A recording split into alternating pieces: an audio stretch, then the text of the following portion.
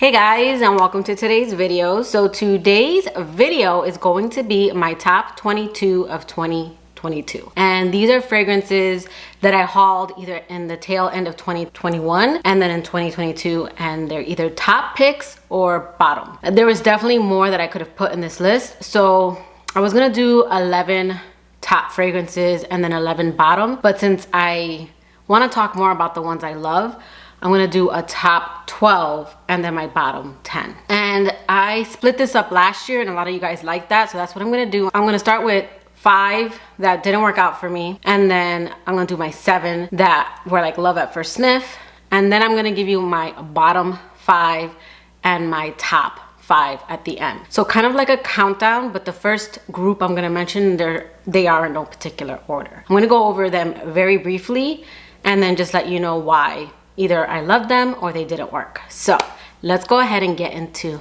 the video. This year, I didn't wind up with too many awful fragrances. So even though these are on the bottom of my list, it's just because they didn't work out for me. So none of these fragrances are bad. I know a lot of people who love and have these fragrances, and you guys know I've always been the kind of person that just because I don't like something, I'm not gonna be like, don't get it. That's not my style. So the first one I'm gonna go over is Ebony Wood. This was actually a love at first sniff, but this was a fragrance that captured my heart in the beginning and then quickly lost its sparkle. And it wasn't because of the fragrance itself, it was more so the dry down. So this was a fragrance that was kind of sexy, dark, and woody. It was very unisex, and it like opened up sparkly and bright, almost like it had bergamot, even though they didn't list it. And then it dried down to kind of a sexy, dark ebony wood scent. And ebony wood is more of a darker kind of wood. But then as I started wearing it more and more, I didn't like the dry down. So after, I would say, the 2 or 3 hour mark, a lot of the notes left and it got very alcohol and cologne on my skin. Now I know that a lot of people really enjoy this scent, but it just didn't work out for me. Next is Te Yulong from the Armani Privé collection. This was another one that I absolutely adored the opening, and I just could not get on board with the dry down. This is a beautiful citrus tea fragrance, but the tea in this fragrance, because I have other fragrances with tea, like a tea note in them, the tea note in this fragrance is very strong. It's a very strong dark tea. So if you like tea fragrances, this might be a beautiful fragrance, but for me it didn't work out because although I enjoy tea notes, I don't want it to be, well, I learned that I don't want it to be like predominant. Like I have several tea fragrances, and the tea in most of them are more of a green tea, and this one I believe has green and black tea, so I'm not sure if it's that black tea note, but it's more of a strong kind of bitter tea when it dried down.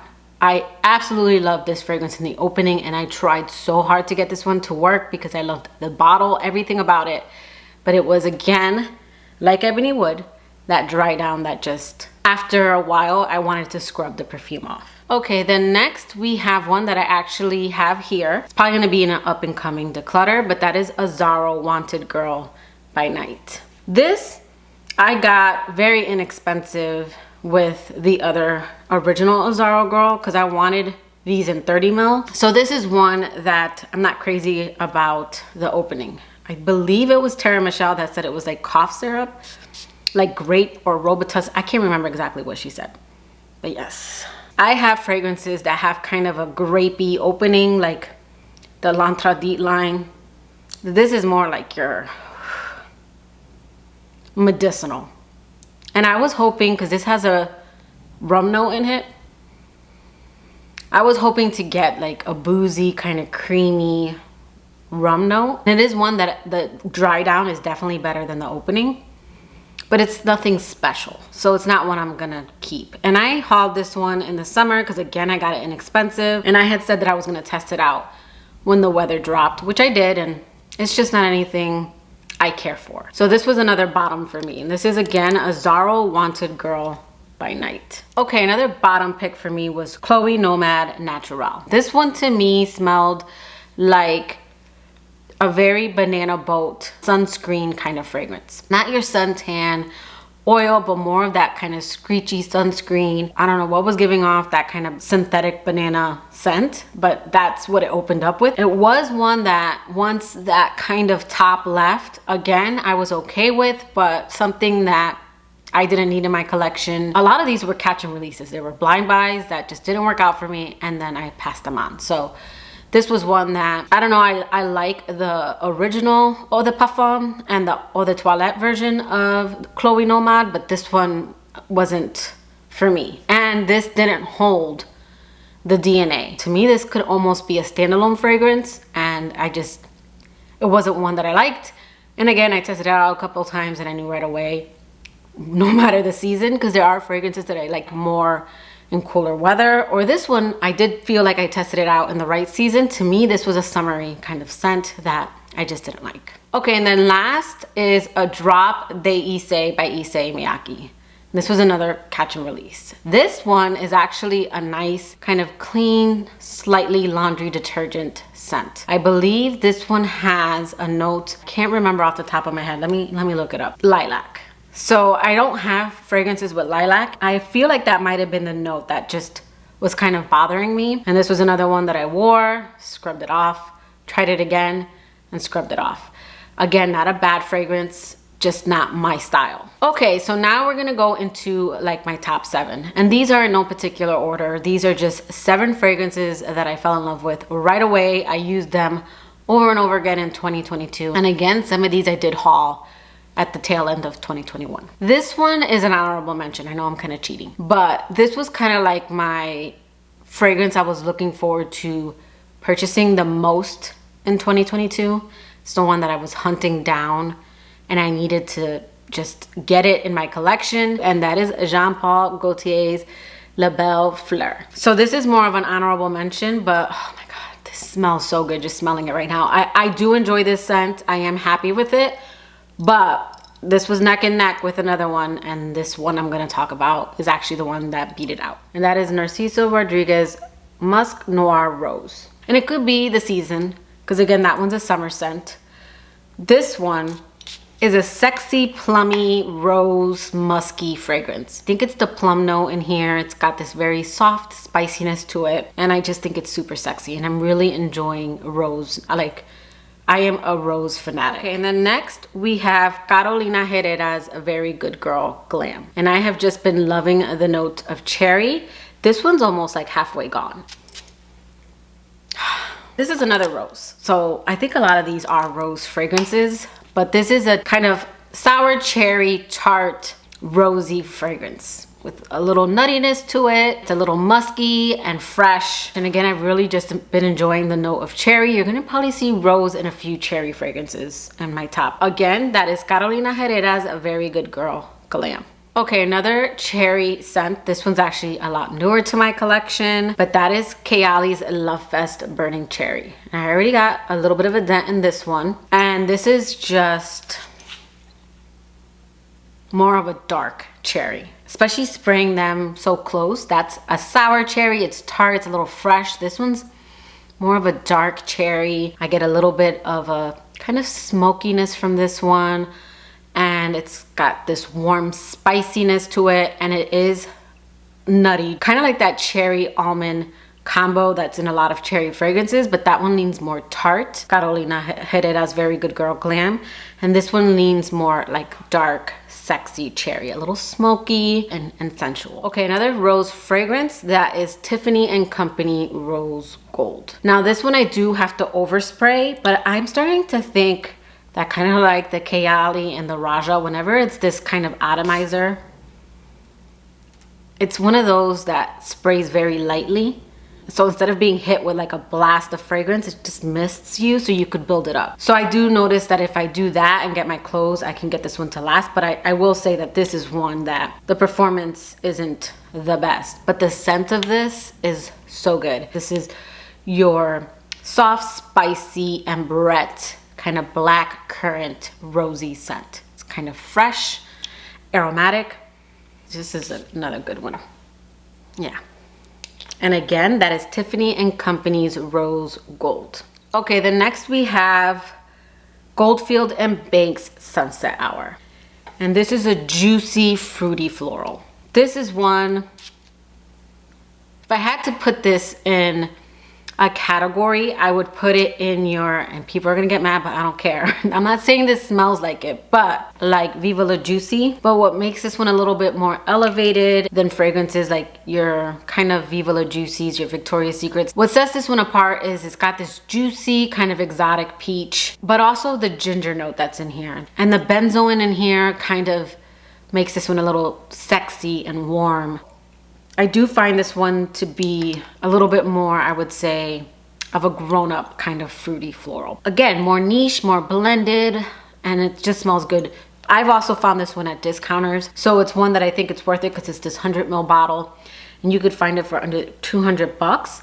But this is one that I think is definitely a top for me because it's my kind of fragrance, and it smells a little bit more expensive than those fragrances that I mentioned. So again, that is Sunset Hour by Goldfield and Banks. Okay, next we have my scent of the day, and that is Romance Le Parfum. This is a fragrance that I'm very familiar with, but it's a little hard for me to describe this fragrance or really tell you what it falls in the same line as, because this is definitely early 2000s. This is what was popular then, and then this is the more updated version. So this does smell like the original Romance, which I used to wear in the early 2000s, like when I was 20, 21. So like almost 20 years ago. Damn!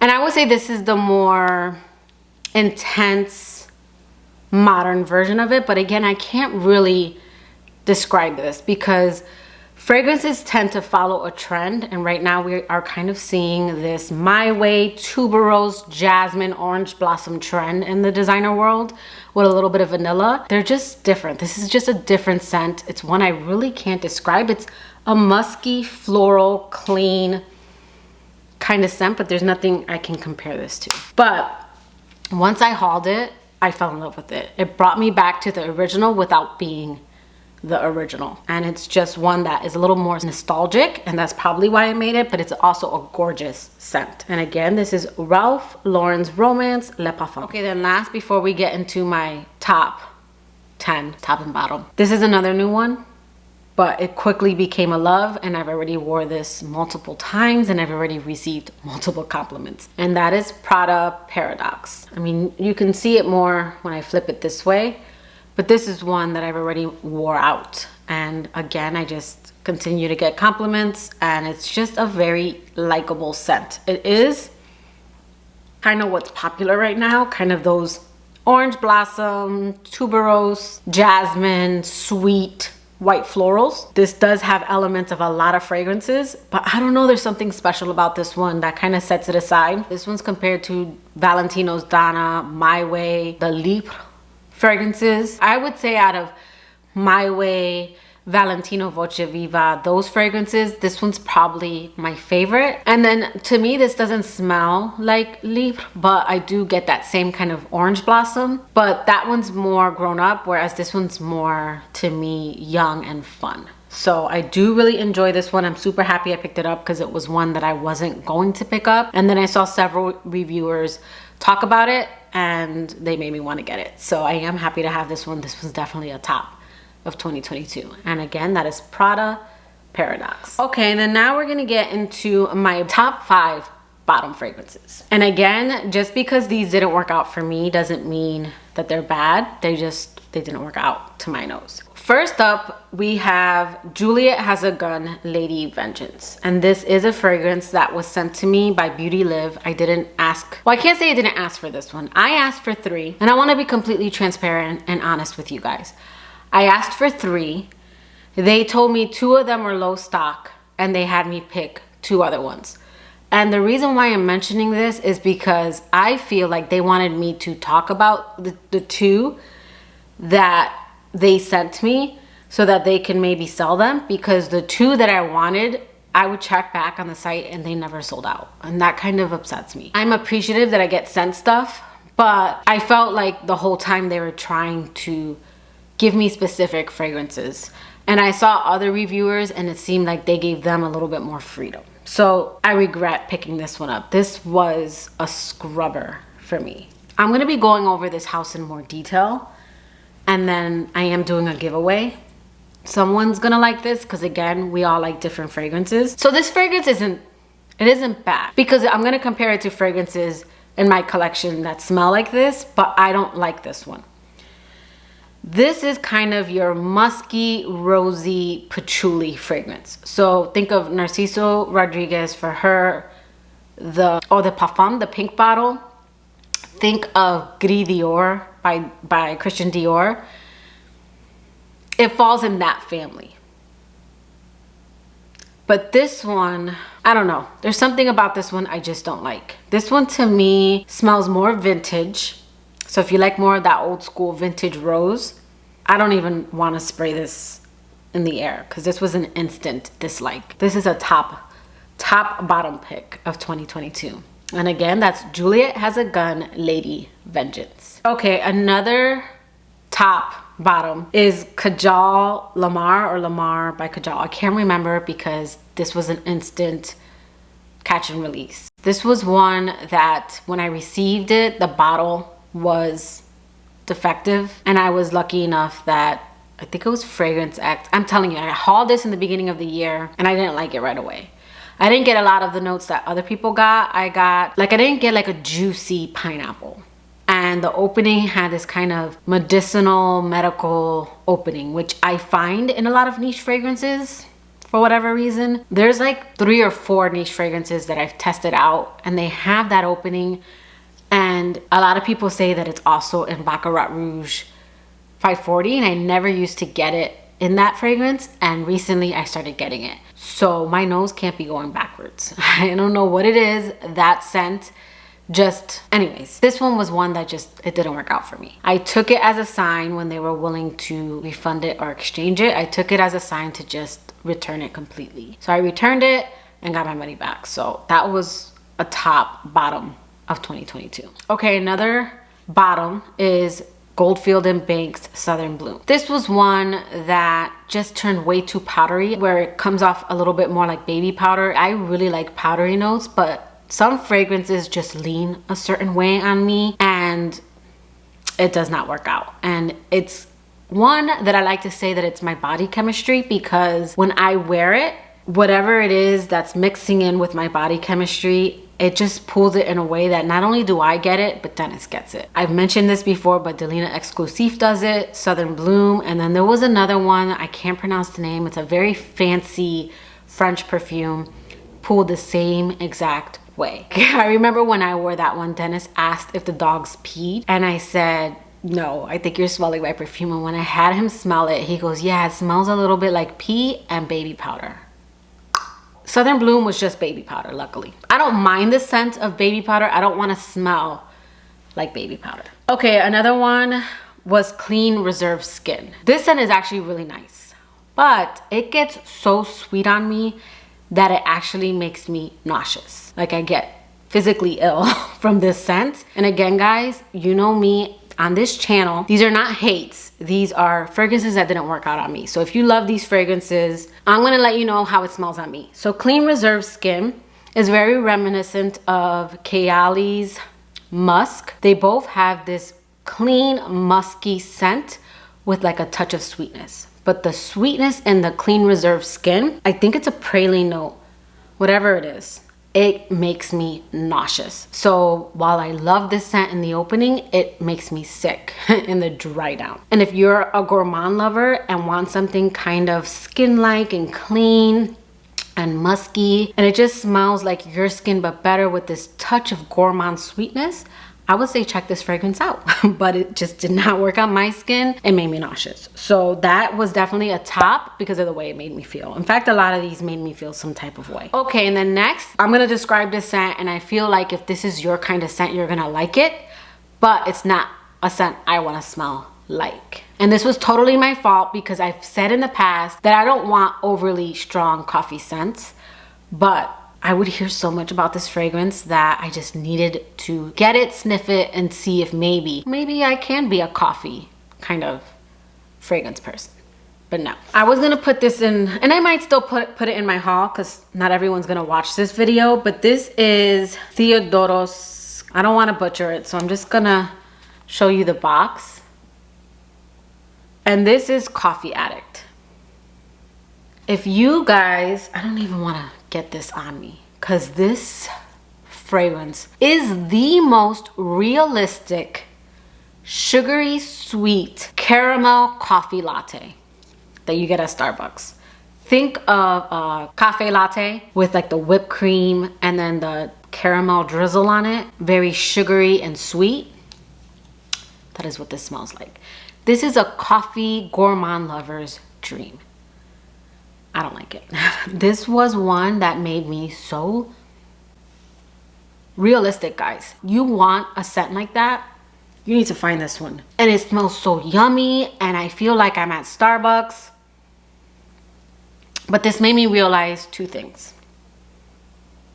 I like black coffee notes. I do not like sugary sweet coffee. Like, I do get the bitterness. So think of like that sugary sweet coffee. You can still get that deep coffee in there, because, you know, at the end of the day, it's made with brewed coffee. So it's in there. I especially get it on the paper. Yeah, I get the black coffee on the paper. But on my skin, this smells like a sugary, sweet, realistic coffee. And like I'm holding it, or even like I spilled it on me, and it's sticky and sweet and it's too much. But if you want a true coffee fragrance, for my coffee lovers and my gourmand lovers, this is for you. This ain't for me. This is a top bottom for me, because again, I learned I don't want to smell like that. Delicious. I love going into Starbucks. I don't want to smell that all day. This actually made me nauseous, and I had to scrub this one off. And let me tell you, this one performs, because I did leave it on. It was going strong after that 4-hour mark, and I'm like, nope, this is too much. I took a shower, it was still there. I tried putting lotion on, it was still there. I tried putting on my Dolce & Gabbana's The Only One, which has a coffee note. This took over. This ate up The Only One.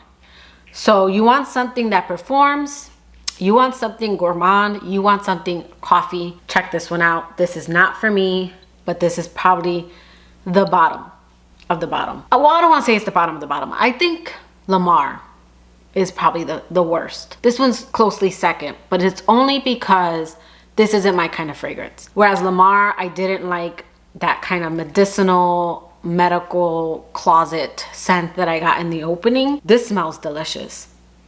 I don't want to smell like this. I don't mind smelling it from the card. I don't mind smelling it in the air. I don't mind going to Starbucks and smelling it. I do not want to walk around smelling like this. I might enjoy hugging someone that smelled like this, but then that's it. Like, you got to go away. Okay, now we're going to get into my top 5. And I have here notes, because I did do this last year. I had last year a gourmand. I had a date night. I had an everyday. I had a fruity floral, and then I had like my most versatile, my top 2021. And I'll link that one below if you want to see those. Now, I did change it up because I don't have a top gourmand, so I did it like top fall. My top fall fragrance, and it's only because I already kind of know this fragrance, is Yves Saint Laurent's Libre Le Parfum. And again, I just know this fragrance. I know what it smells like. It does smell very similar to the Pillar as well as the Intense. I say that it's kind of like those two had a baby. This one, I've mentioned the honey kind of smooths out the lavender, keeping it from being screechy. This one opens up kind of, I get the spicy notes that are in here. I also kind of get that spicy, bittersweet scent that saffron tends to do to my nose at least. And it's almost, I've mentioned, kind of unisex when it opens, but then as it dries down, I get a little bit more of the honey and the sweet notes. Orange blossom in here is blended very, very nicely, because I'm not a fan of orange blossom. I was going back and forth with Love Fest in this one, but this to me is a top, like, fall kind of fragrance. And this is Libre Le Parfum. Okay, and then I would say this is date night / winter. This was one that I got in 2021. my beautiful subscriber, now friend. I've made so many friends here on YouTube. Rebecca. I talk about her all the time. She's someone that I met via YouTube, and then we started talking on Instagram, and then I gave her my number, and now we chat all the time. But Rebecca, she is someone who sent me a travel of See Intense, the 2021 version. And I already went through the travel, and I started my bottle. But See Le Parfum was last year's date night, and this is this year's. I absolutely adore the C range. There's definitely a lot of fragrances that smell like this now, but the C range is, to me, a classic. It's been around for a little while, over a decade, and the Intense to me is the perfected C. It's more blended, it's a little bit more intoxicating, it's deeper, it lasts longer. I don't get the freesia note that bothers me. Yeah, I absolutely love this fragrance. So this is my top date night fragrance of 2022. Okay, then next we have kind of like my everyday kind of fragrance. And this is a freshie. This is a different take on a freshie in my collection. Usually a lot of my freshies tend to lean more on the lemon side. This is your Clementine freshie, but this is Atelier Cologne's Clementine California. This is so everyday to me. This is one that just works in different seasons. This is fresh in summertime, but then there's something kind of spicy in this one for cooler weather.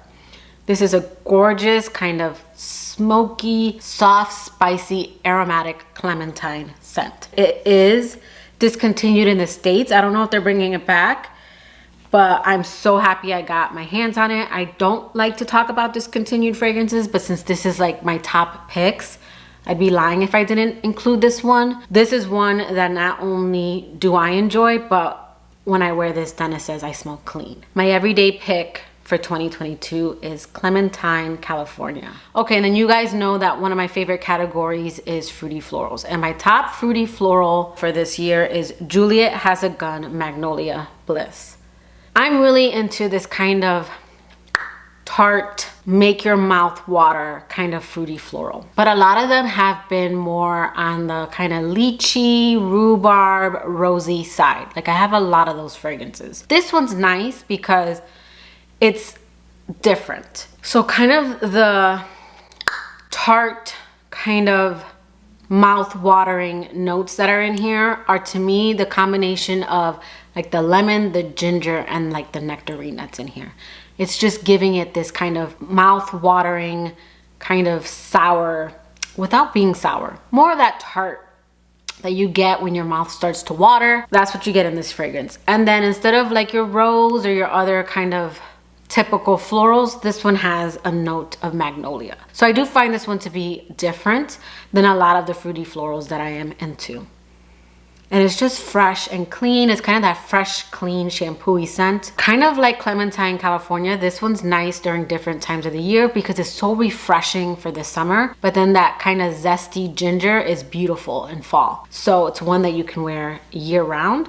But that is, again, Magnolia Bliss by Juliet Has a Gun. All right, and then my top fragrance of 2022, I don't think will be a shock if you've been watching my channel, but if you're new, it might be a shock to you. But if you can guess, go ahead and leave it below. This is the opposite of last year's. Last year's was Nuda Veritas by Atelier d'Ors. I've talked about that one quite a bit on my channel as well. This one's very different from that. My number one pick of 2022 is Kayali Eden Juicy Apple.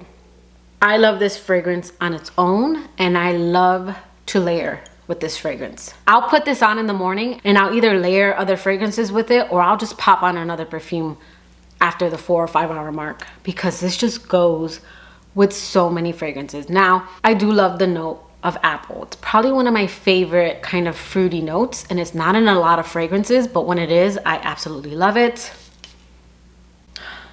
And this is just nostalgic to me. This is kind of like 90s. It's when you think of your Bath and Body Works kind of apple splash, but this is in perfume form. This is definitely more blended. It's one that when I wear it, I always get compliments. It's just a very easygoing fruity, youthful scent that layers beautifully with so many other fragrances. I've talked about this fragrance a lot. I already have a backup of this one. I got it during the sale, so definitely my number one for 2022. So those were my top and bottom for 2022. But let me know in the comments below, what are some of your top and bottom picks for this year? But that will do it for today's video. I hope you liked it. If you did, please give it a thumbs up, and I will catch you guys in my next video. Bye guys.